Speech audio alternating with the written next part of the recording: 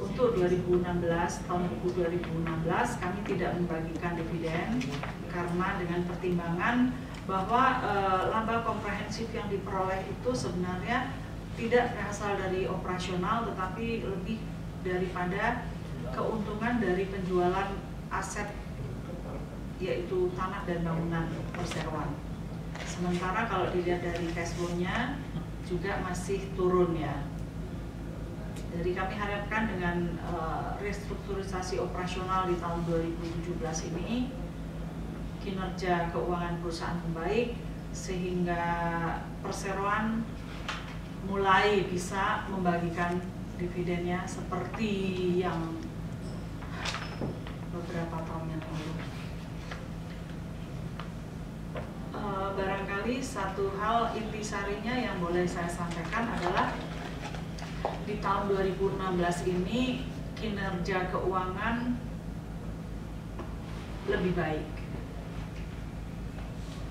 Produksi kain sudah membaik, kemudian dari profitabilitasnya meskipun masih negatif tapi sudah mengecil, kemudian di net income-nya yang tadinya 2016 itu 10,5 juta rugi menjadi positif.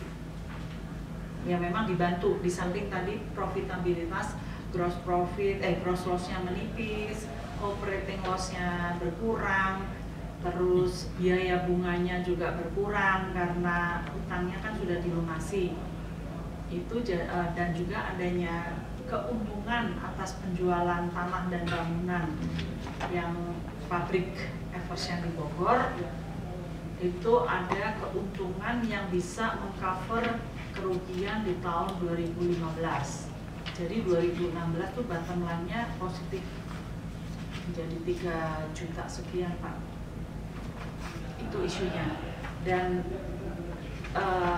kinerja ini juga masih nampak di kuartal pertama tahun 2017 ini. Jadi kalau kita lihat di profit and loss yang di sini Pak, kalau tahun 2015 itu kan di bawahnya itu total rugi komprehensif tahun 2015 10,5 juta. 2016 sudah bukan loss tapi laba 3,13 juta. Terus kalau lihat dari yang di atasnya tuh kayak rugi bruto. Rugi brutonya kalau tahun 2015 2,8 juta. Kalau tahun 2016 hanya 0,15. Artinya kan improve gitu loh. Improve. Terus ke bawahnya rugi usaha. Ini yang bicara dari operasional ya Pak ya. Kalau yang tahun 2015 itu rugi usahanya 5,75 juta. Nah, di tahun 2016 mengecil dari turun 100%, 2,12 juta. Artinya ada sign of improvement. Terus dari penjualan aset tetap itu yang berupa tanah dan bangunan yang di pabrik Eversham yang di Cibinong menghasilkan keuntungan itu 6,36 juta US dollar.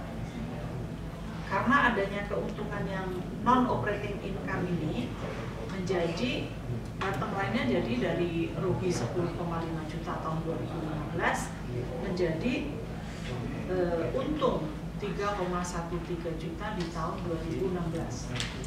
Total penghasilan komprehensif laba di tahun 2016 itu 3,13 juta.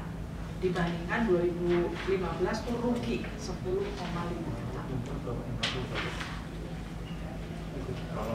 Terus dengan disatukannya kegiatan produksi kain pada lokasi anak perusahaan di Tangerang, diharapkan itu tercipta satu efisiensi. Yang dulunya kalau kita misalnya di Cibinong mau memproduksi kain nilon, itu kan harus deliver dari Tangerang benang nilonnya ke Bogor. Ini udah di lokasi yang sama, manajemen di bawah manajemen yang sama, jadi kontrolnya diharapkan lebih efisien.